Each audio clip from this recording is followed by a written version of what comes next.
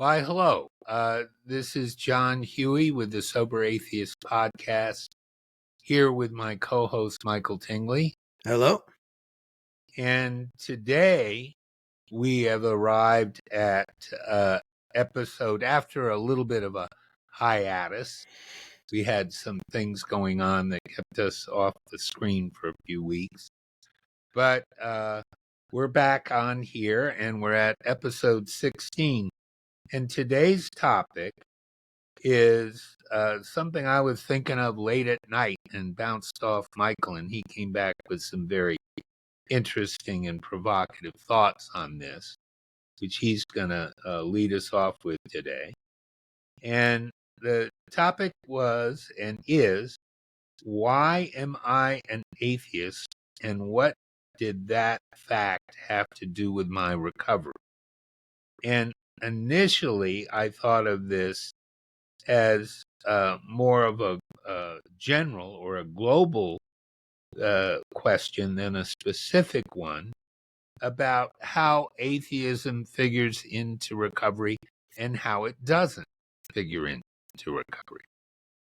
And also, how does atheism figure into life in general, and how did it support our worldview when we were young? And now that we have more perspective, how does it figure in light of time and age? And this is basically today, to give you fair warning, a philosophical discussion with a philosophical quotes, because we don't do philosophy on here. A philosophical discussion with a practical purpose. And Michael's going to take us off. There you go. Here you go. All right. Well, why I am an atheist, first of all, can be explained with a little bit of background from my life. Raised in a culture, the Midwest in the 50s, when belief in God and having a faith in some religion was just taken for granted. It was just assumed that was part of life, and that's the way it was. It was as much an assumption about life as it was to have a couple of drinks after work. Those are just normal parts of human adult life. It was expected from my perspective that I was supposed to be that way and have those beliefs. It was, I think, an advantage that I had was that my family wasn't all that religious. I was raised in a Methodist church, and basically all that meant was going to church every Sunday. And it was never a part of my life other than that. And we never discussed God. We never discussed religion. We never discussed what the sermon had been that day. We came home after church and got back into casual clothes and played and did whatever we did the rest of the day. It never really came up.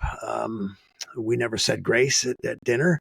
My grandfather was the only one that I saw saying grace at dinner, and that was like every couple of years I'd have Thanksgiving dinner at my grandfather's farm, and he was very religious, and that was the only other time that I was exposed to that kind of religious ritual. Really, it just wasn't a part of my life. And I remember being exposed to the concept of God and religion. Sunday school and those things associated with church. And I at the same time, it was in grade school when I was exposed to those things that I was being exposed to reading and stories, and all the stories that we read in grade school I was exposed to at the same time that I was exposed to these biblical stories and the idea of God.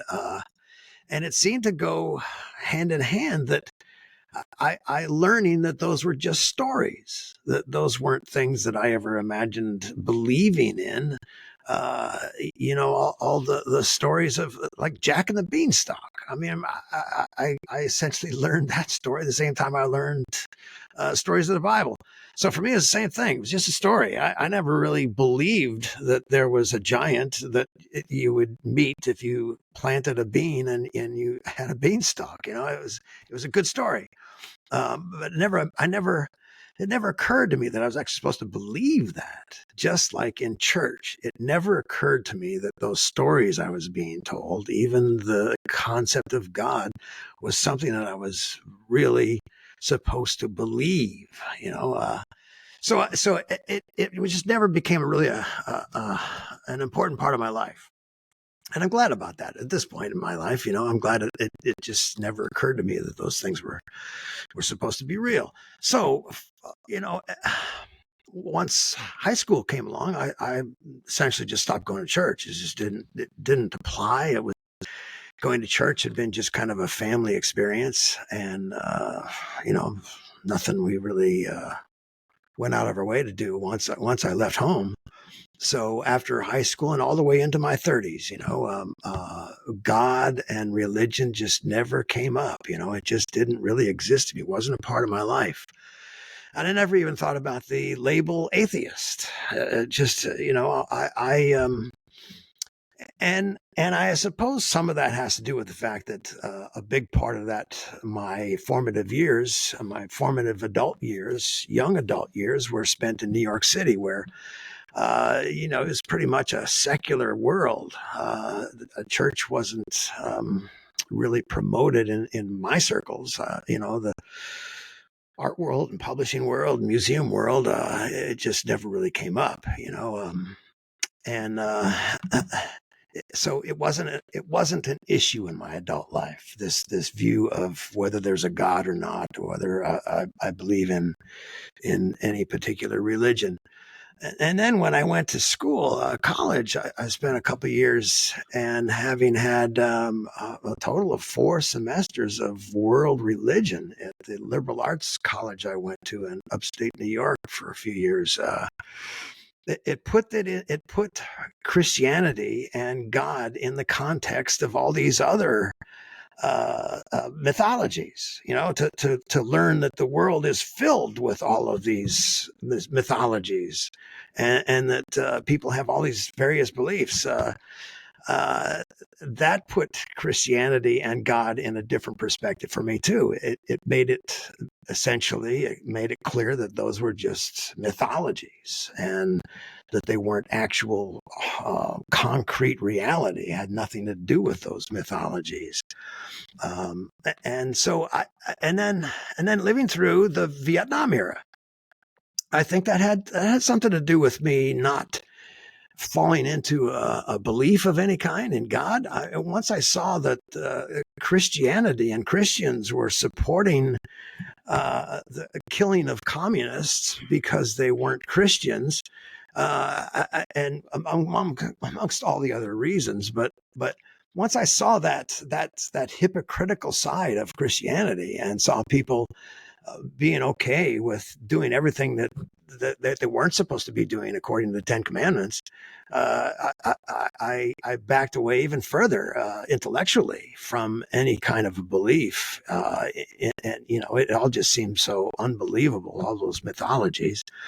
And then having been raised with with a scientific perspective on reality. Science was a big deal. Also in the 50s and 60s. I mean, the space age and all that. I was raised to believe more in that. I mean, because it's concrete reality, nuts and bolts, and telescopes and rocket fuel is real stuff, so believing in the rational side of the reality, the scientific side, it just seemed much more logical and obvious, and so my leftist politics developed at the same time as my atheism, and I think those kind of fell hand in hand. It was it made sense that if I didn't believe in God, that that I didn't believe in what the now that we call Christian nationalists we're trying to do to the world. I just didn't believe any of that. Anyway, it wasn't.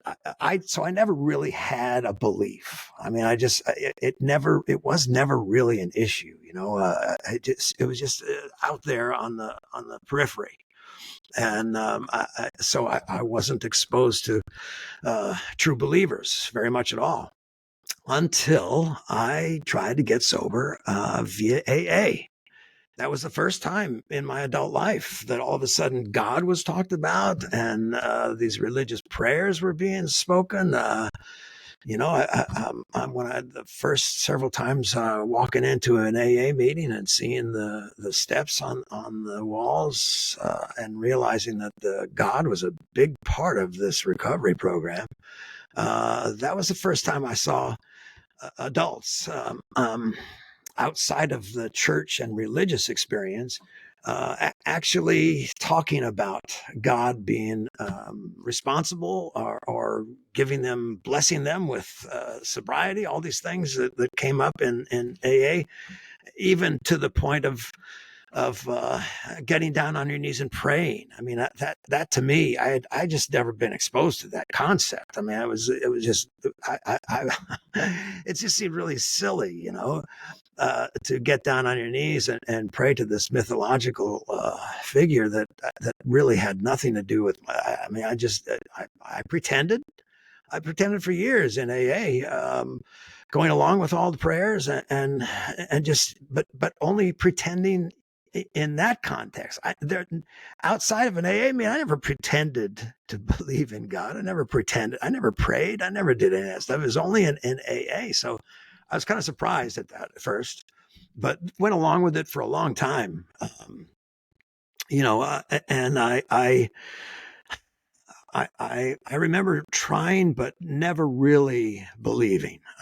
It just seemed like, okay, this program seems to work for a lot of people, and they're saying these prayers, and they're doing these steps, and they're doing this stuff, and a lot of them seem to be staying sober for a long time. So, okay, I'll go along with it and pretend, and because I assumed that was the only way to get sober. Anyway, I went along with that for a good 15 years or so. This last time I was, I attempted to get sober. I'm almost 19 years now. And at about the 10-year mark this time, I realized that I had to be honest and express my disbelief in this AA God. And I became vocal about being an atheist. And so it just made it so clear all of a sudden.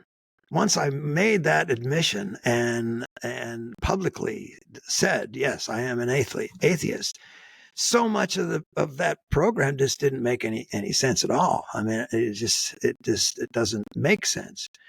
And I owe my being an atheist to finally discovering online, back, maybe 6 years ago, AA Agnostica and links to secular and atheist and freethinkers meetings all over the world.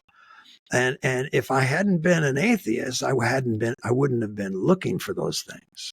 So AA has affected my life positively in that I found that recovery online and realized that I can stay sober without God. I can stay sober without 12 steps.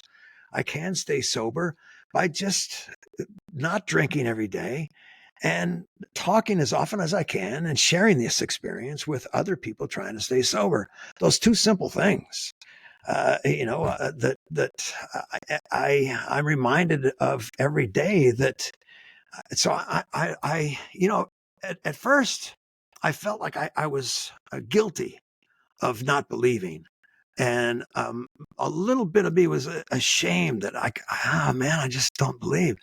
And now I'm accepting the fact that it's certainly okay. At this point in my life, I'd be ashamed if I said that I was a Christian, because I mean, historically, and I mean, everything. I'm much more proud of being an atheist today, and I'm grateful. I'm grateful that I'm an atheist because, again, like I said, it turned me on to this, and to the fact that I don't have to work at trying to do something that wasn't really me, and I can be comfortable with the fact that it's me. I've accomplished all the things in my life because of my strength and my determination, and not because of some supernatural power that's helping me along the way. I feel very good about the simple rationality of that. That I'm abstinent today, and it's a lot easier for me to stay abstinent by talking to other people who are trying to stay abstinent. Those two simple things seem to be working, and I really hope that more people can realize that they don't have to pretend to go along with that program and that belief in order to stay sober. And because it's good being sober, and it's simple, and it's easy in that respect. It's just boom. I don't drink today, and I talk to people about it. That seems to work. So I appreciate being able to be here on this podcast and to share this a little bit with people, so that I don't feel ashamed anymore of not having come out of my childhood a believer.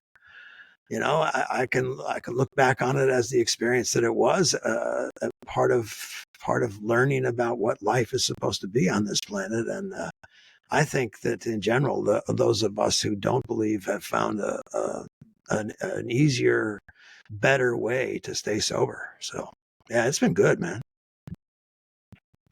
Rationality works, right? Right. In the end, right?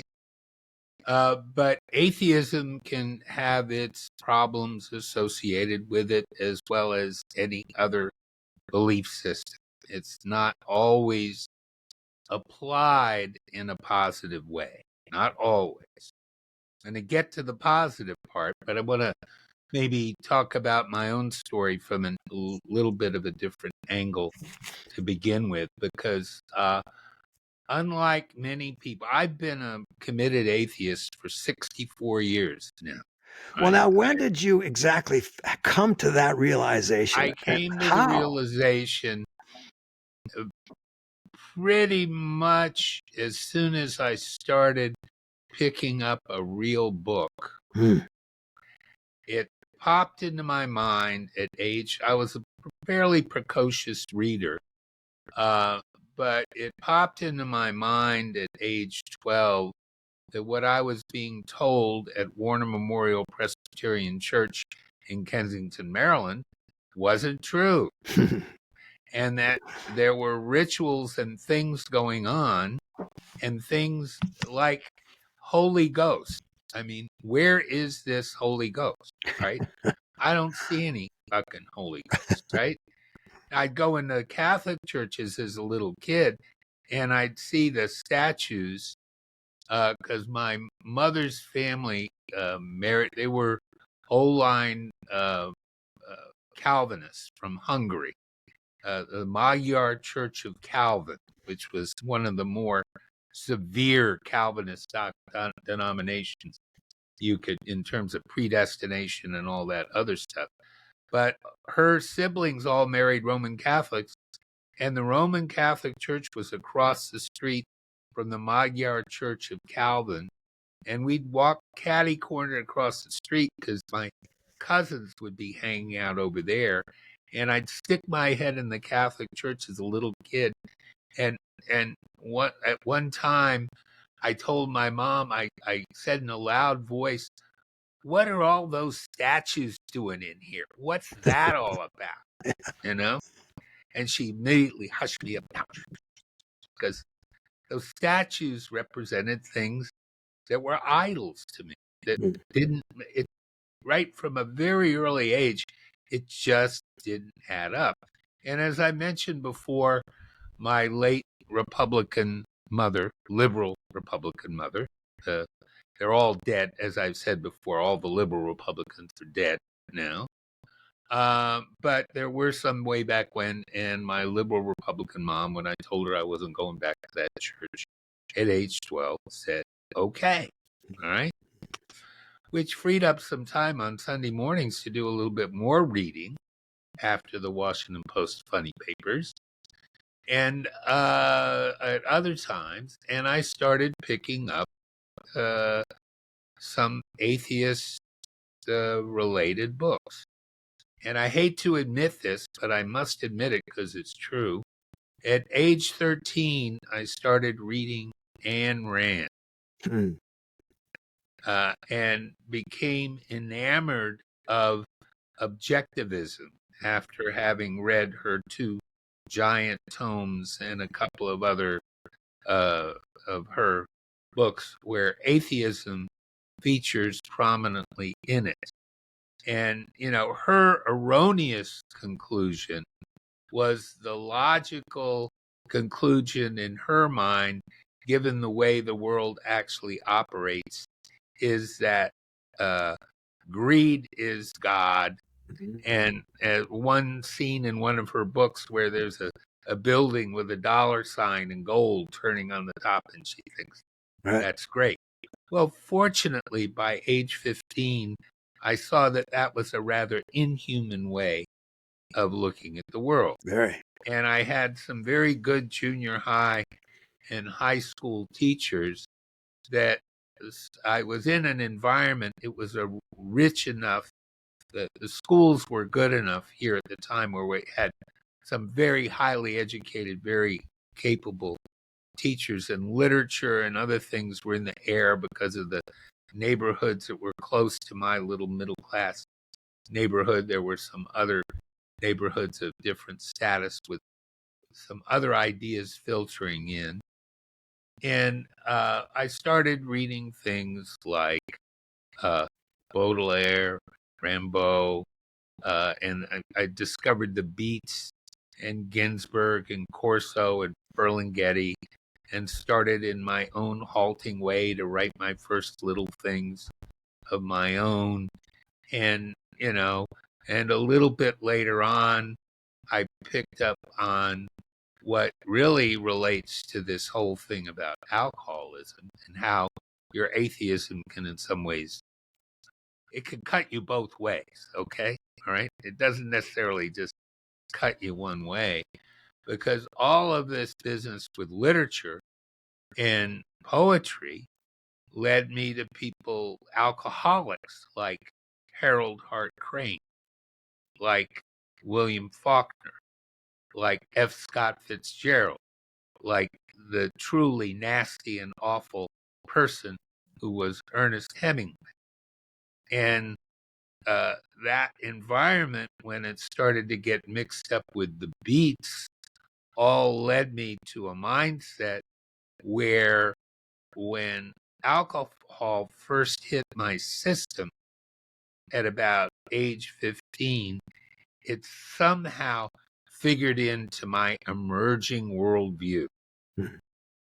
And I started to construct this bohemian fantasy that connected some of the belief systems and the literary movements and the other intellectual things I was doing with a life of dissipation.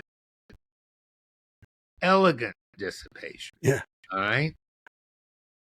Particularly when I met some richer alcoholics and addicts later on when I went to my little hippie school up in Vermont, which was sort of a haven for the ne'er-do-well, rich of Greenwich and Westport and Cambridge and other places.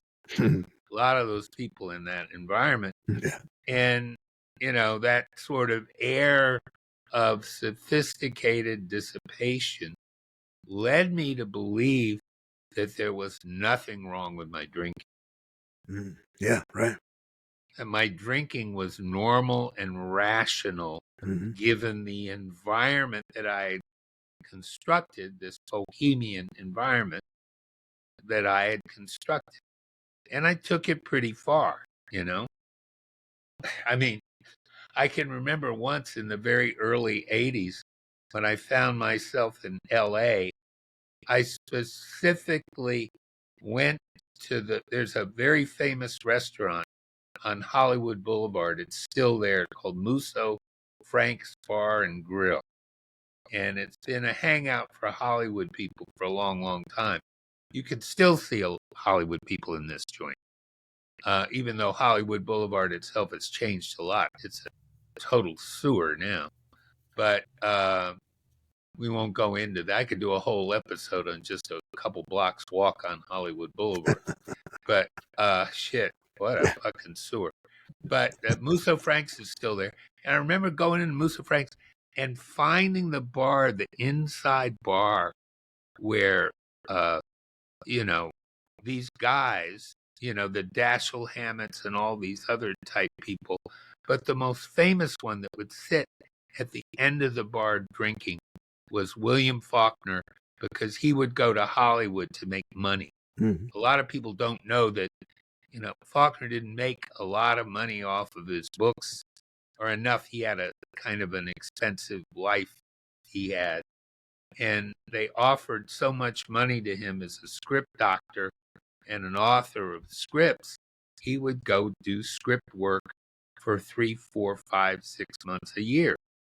And, you know, one of his ways of getting through the day, because he hated Hollywood, everything about the movie business, he really disliked the environment there, was for him to go sit at the bar, and, you know, in Musso Frank's. And I sat and I thought it was so cool. Here I was sitting at the bar in Musso Frank's, you know, or going to Venice and going to the joint that Hemingway used to go to, which is still there, Harry's Bar, very famous so-called American bar, always owned by a group of an Italian rich family called the Ciprianis. They always made it up like it was an American bar, but the Ciprianis have always owned the place. But I go in there and getting completely drunk and disgracing myself in Harry's Bar. I thought that was cool. Okay. And somehow my rational conception of my own alcoholism, which I thought I had, got distorted by some of the philosophical constructs that I'd built up about alcoholism itself. My rational mind should have led me to a rational conclusion. Even when it did lead me to a rational conclusion, when I was 25, I mentioned that story I mention all the time about, you know, pouring my expensive bar down the sink one morning and coming out of a blackout at age 25, saying to myself, you have to stop, you have to stop, you have to stop. And then drinking for another 13 years. Okay. So, well, in a way, it was, in fact, a rational conclusion when you see that your role models are successful and behaving like that. I mean, I was part of the art world in New York, and it was the same thing. It wasn't irrational of me to think that drinking and drugging was okay, because I saw the positive results of people doing that and being very successful and look like they're having a fun time too at the same time. Right. You know? So that was kind of a rational conclusion to think that was all okay. Right. Well, Jackson Pollock killed himself and his girlfriend in the car. All of that, you know. And, you know, Roscoe, what did he do? Slit his throat or something like that? But they all had a good time before all that while shit they were hit doing the fan, it, too. you know, while they were, Pollock was killing himself and his girlfriend in his car, and Roscoe was slitting his throat. I mean, the same thing with all my you know, I mean, I sat through a lot of concerts and saw a lot of great people that aren't on the planet anymore. And, you know, just the shock of, you know, like, you know, Hendrix, Morrison, and Joplin all going in a relatively short period of time should have led one to the conclusion that a life of alcoholism and addiction is rather short, even for some of the most talented amongst us, right? But there's a certain romanticism to that too. There's a certain Yeah, I romanticism to mean, it.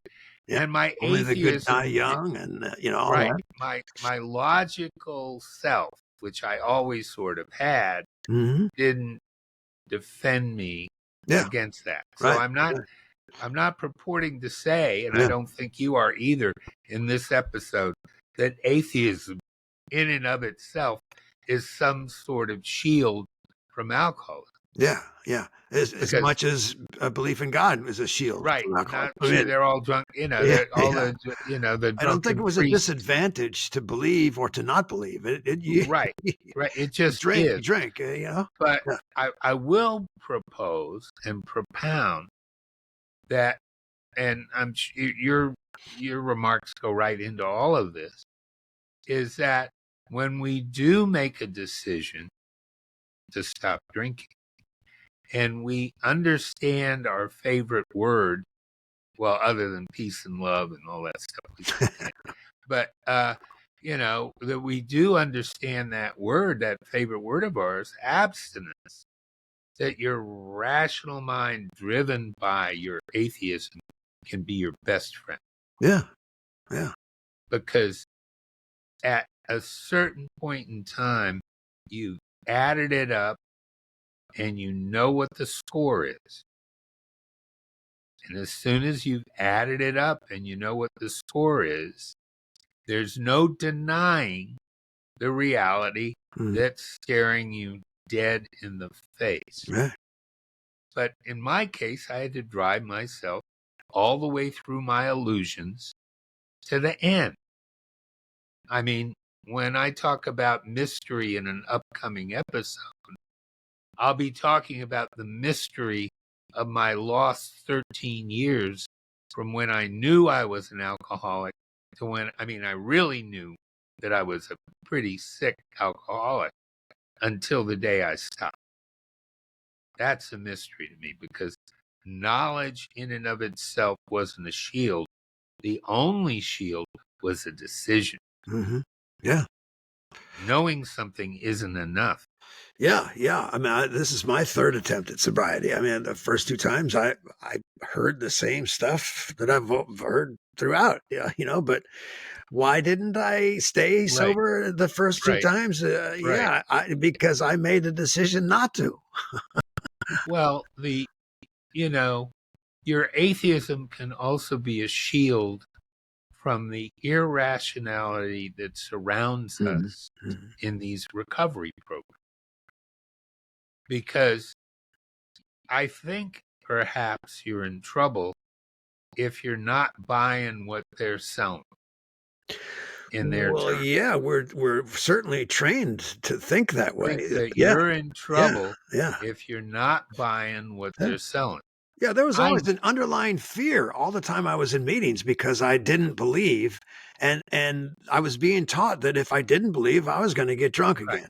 So I'll there's that never fear forget in there from being an atheist. right, right. I'll never forget the lunch I had with a sort of famous alcoholic in Washington, one of Sandy Beach's big buddies. He's dead, but I'm not going to mention his name, but he was a big buddy of Sandy.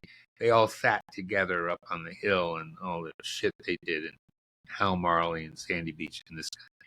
And I'll never forget and I mentioned this, but I'll never forget the lunch I had with the guy where he reported back to my Capitol Hill buddy who had set me up with him that I was a hopeless case because I was an atheist. Mm.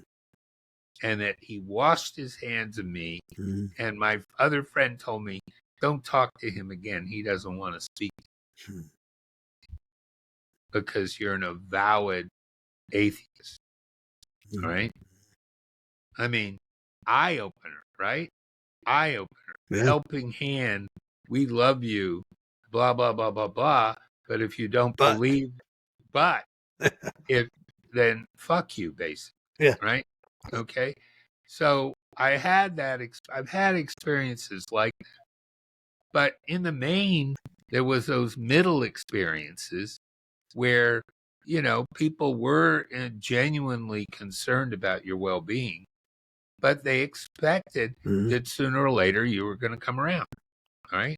Yeah. And in my case, I said, hate to be redundant, if, you know, uh, Maxine and Tom, my two real godparents in this sobriety thing, hadn't have started the atheist meeting, agnostic meeting in DC in '88, that I probably wouldn't be here today, because I was ready to just throw it all up and go back to the fantasy world of propping myself up in a bar somewhere and inevitably finishing the job off, probably in my 40s or latest early 50s. I certainly wouldn't be this old man sitting here with you today. Mhm.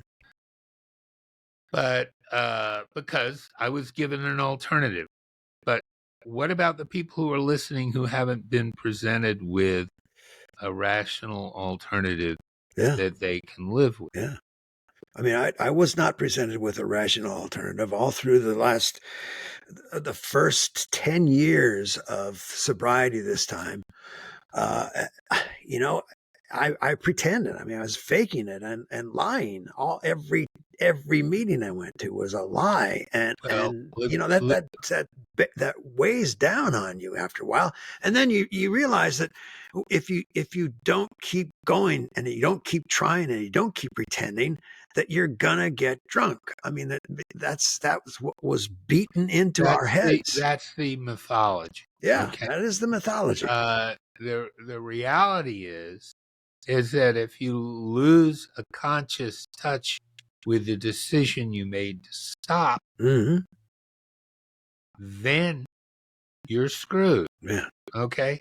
But that's the only thing that can screw you, Mm. not some belief system, but a conviction that your decision is not only valid, but necessary to your survival, Mm. to your ongoing presence on earth. That's pretty Mm. sobering thought, right? Very, very much. You know, Yes. uh, you gotta stick to your guns. Now, for me, and I don't know if for others, my atheism in sobriety is definitely part of that. Sticking to my guns as a committed atheist and not giving in to the prevailing mythology and wisdom, so-called, that I do not support, further supports that other decision that I made all those years ago to stop drinking or using any non-medically necessary items, all right, Right. of any kind, all right? Mhm. But there's a perplexing duality in some of our atheist and agnostic fellows in thinking that you have to have some system or another to plug into Mhm. that is at least partially modeled on those old Yeah. verities. You have to have a Okay? replacement for God. You have to have a replacement for the 12 steps of AA, Well, which is or just another. I mean, it's not a replacement. In fact, and in yeah, truth, when you read this stuff, it's not a replacement. yeah, It's just a restatement. yeah. It's semantics. It's a change It's of a semantic. language and vocabulary, but not I'm not bargaining principle with it. or Right, philosophy. right, Yeah, it's right. yeah. I've never ever made a bargain with what I consider to be distortion Mhm. of reality. Yeah, yeah. Now, let me back up for a second before I get accused of being nasty. I don't want to be accused of being nasty or being cranky. That's the worst. Cranky old white man. That's the worst, right? Uh, is that if any of that stuff is working for you, please turn us off and go back to those pages that are really working for you Mhm, mhm. and stay sober and have a good life and Yeah. be happy. Bottom And line is do what you got to do. yeah, So, just think of us as some old miserable sons of bitches that never got a spiritual life. yeah. We never got a spiritual life, folks. We're just So, that way. yeah. But if Not even that, secular spirituality. not even secular spirituality, not one bit of that horse shit. And I'm not going to be writing a book of daily reflections for anyone, okay? Because your daily reflection is a reflection of your own character, not mine. Yeah.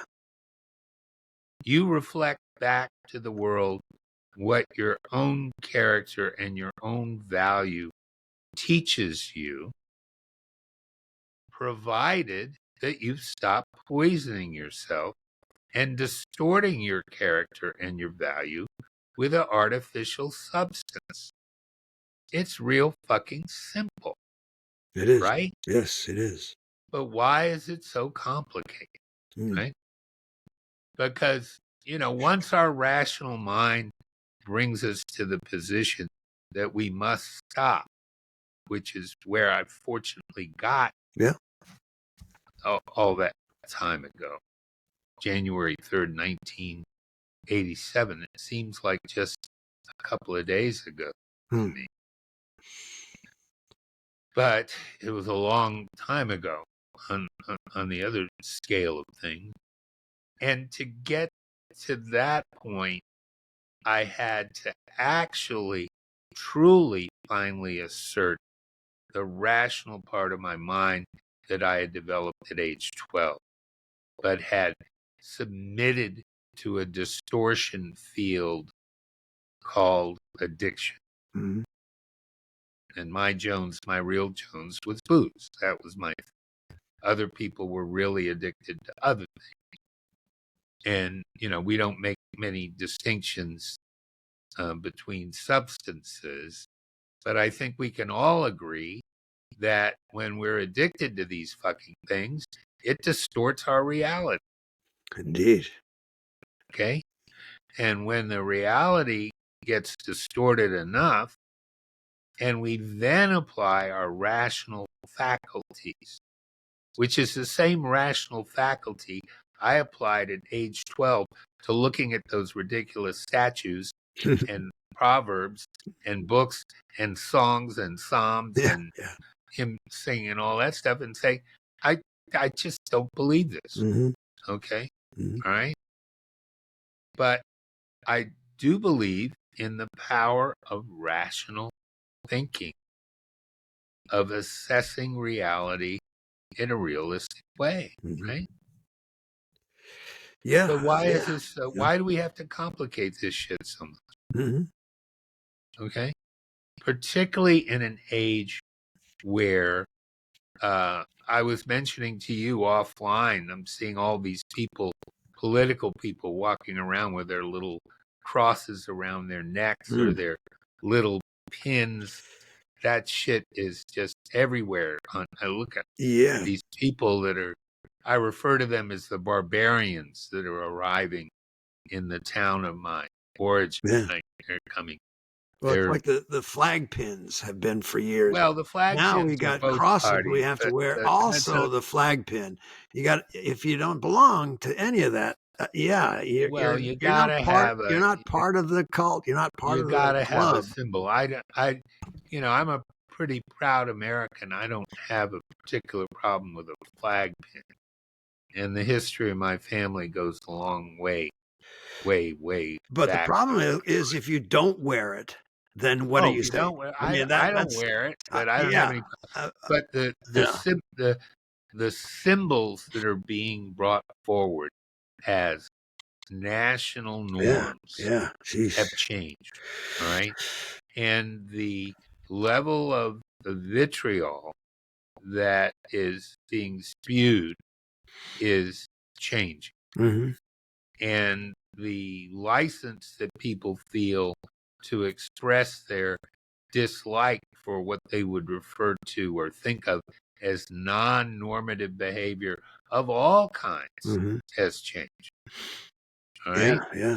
We're seeing many of our brothers and sisters having to worry about their own lifestyles now, Yeah. right? And their life. And who they marry and who they cohabit with and what gender they believe and then know themselves they've been assigned to, and all these other things that have nothing to do with anybody else but them. Yeah.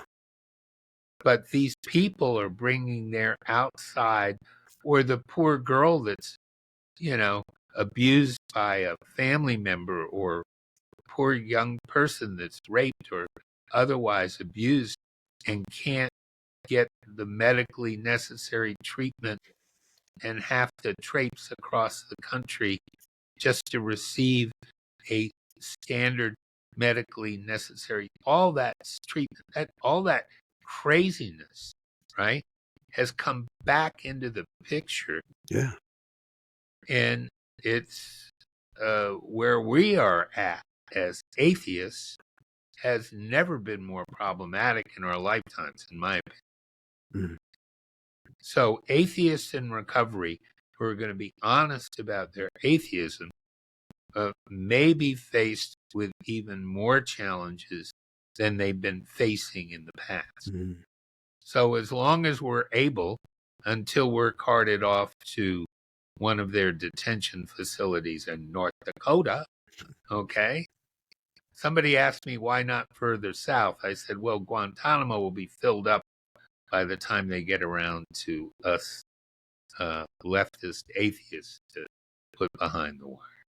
But as long as we're in a free enough place to continue, I think it's incumbent upon us to speak to our own community, which is a community of sober people of non-belief, that there is no need, right, for all of these compromises with these people and their so-called programs, unless that's what you really want to do.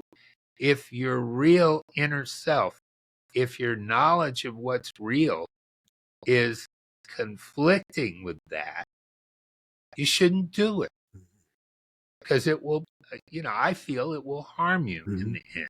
Yeah. So call us whatever you want, Michael, right? They call us all kinds of shit, right? And I don't care. And I know you're not that concerned about that.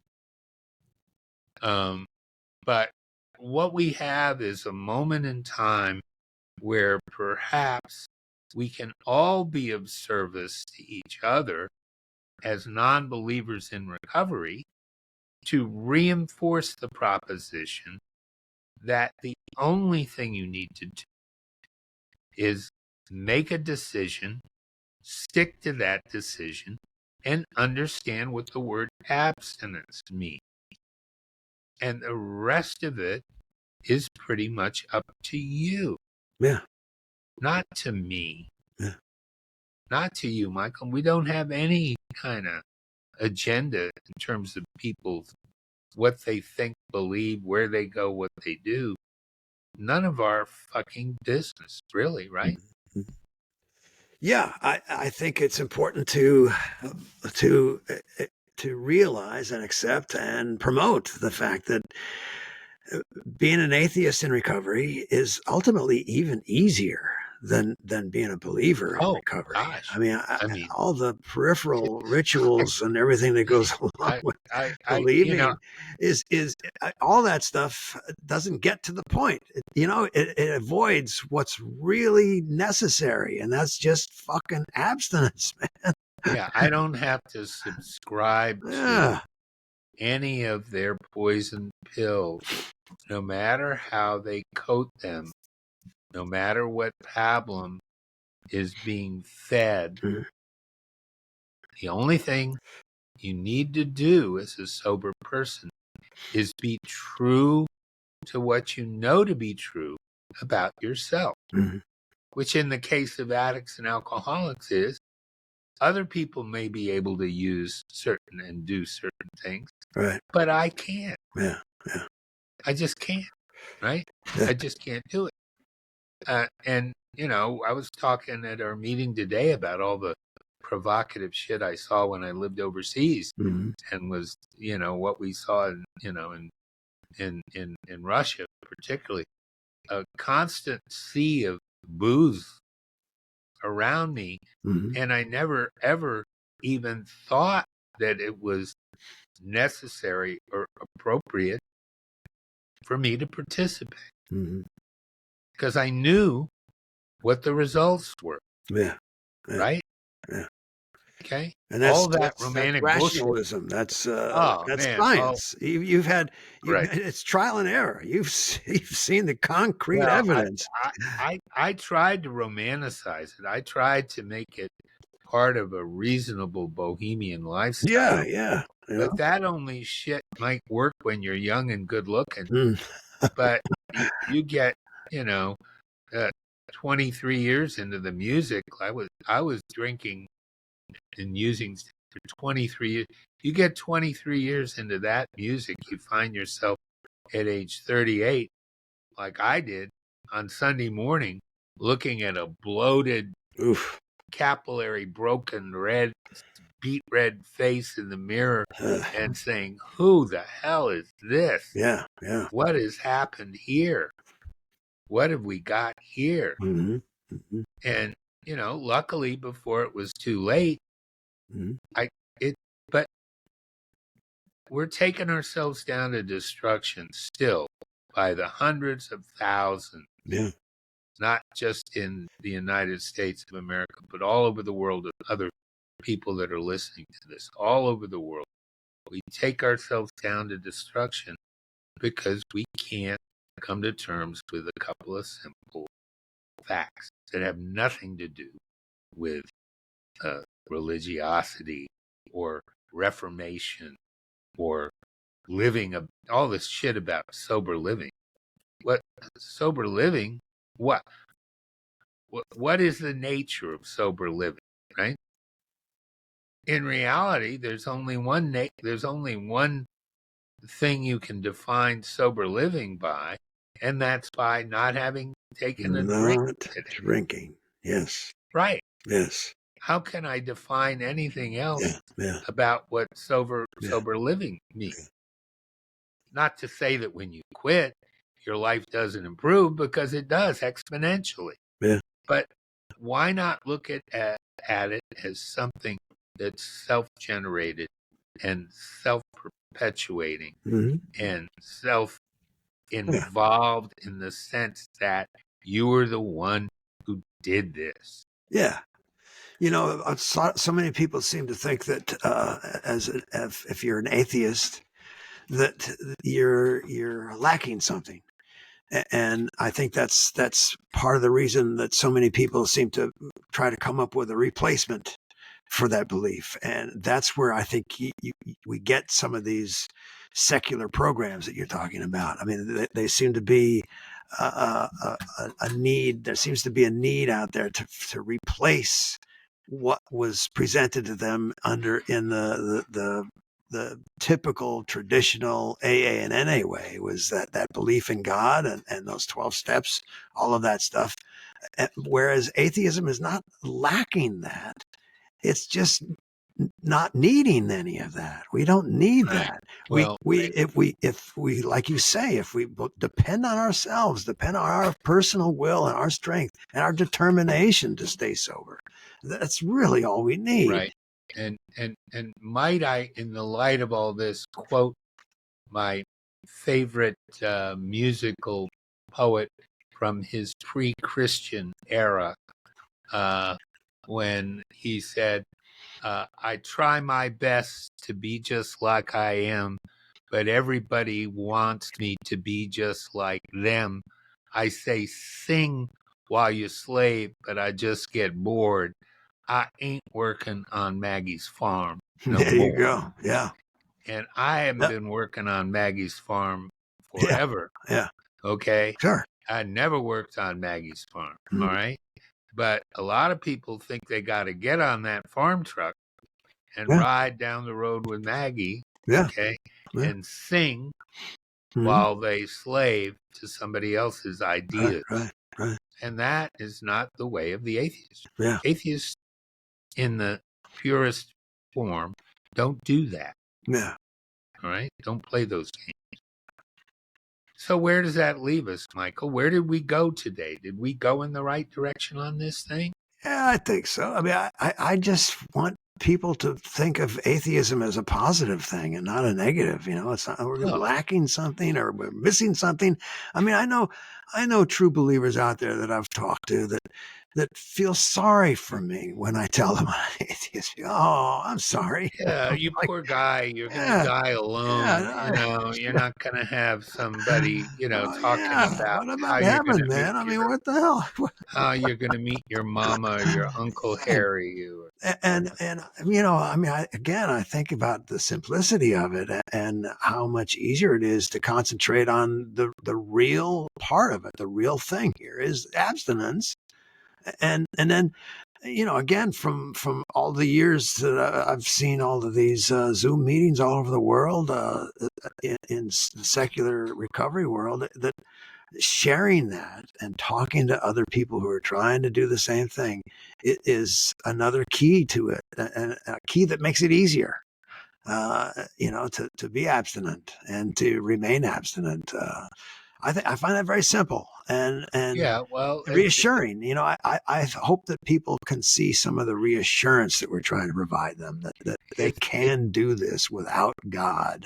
precisely. And the only value you have to adhere to as an atheist are the values you have developed that works for you, not the value that was grafted onto Yeah, you yeah, by some book or tome or whatever. yeah, yeah, Just like me fortunately rejecting Ayn Rand at an early age. yeah, yeah. You can reject the rest of that stuff and move on to life in a different kind of way, Right. but you got to be true to yourself. Mm-hmm. Mm-hmm. Jeez. I Good. guess we've Good. gotten down to reductionism again, Yeah. right? We're down it's such a fucking complicated world Yeah. we live in here. Well, we're getting to the point where we're going to have to, come to some conclusion of this thing. Yeah. And you Yeah. often refer to having a sense of help as resorting in a sense of what? Uh, Hope is very important for all of us. Hope is a very important I thing. mean, I need to have that reaffirmation every day too. Right. Not only Well, my and abstinence, but to cling to some hope. And right. And as long as you're being true to yourself, there is some hope. And you can move forward in the sense of trying to promote what? Is it peace and peace? love. Peace and love Peace and we're love. trying to promote. Three And simple things on this planet. we militant atheists aren't at war with anybody. Yeah, Okay, there you go. we're just Yeah, at war. Maybe we're at war with some bad ideas, but we're not yeah, really at yeah, war with anybody. yeah.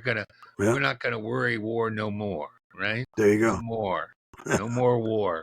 I've got a sign over here. It's Yoko and John's "War is Over" ad. Mm-hmm. But it says war is over if you want it. Okay. Yeah, yeah. I desperately want war to be over, but I will not knuckle under to stupidity and ignorance and the violence of bad ideas Mm-hmm. formulated by someone else Yeah, for you to live your life by. right. I'm just not going to do that. But we're not going to go to war.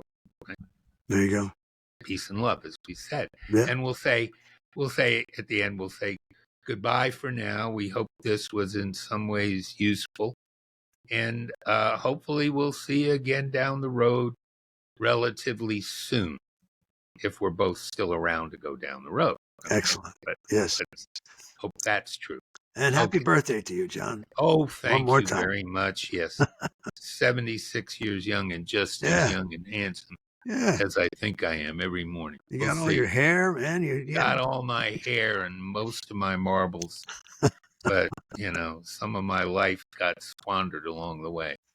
So here we go. And we'll just sort of end it here for today. There you We go. love you all, Yep. and we hope you have a great new year coming up in 2025. Talk about optimism.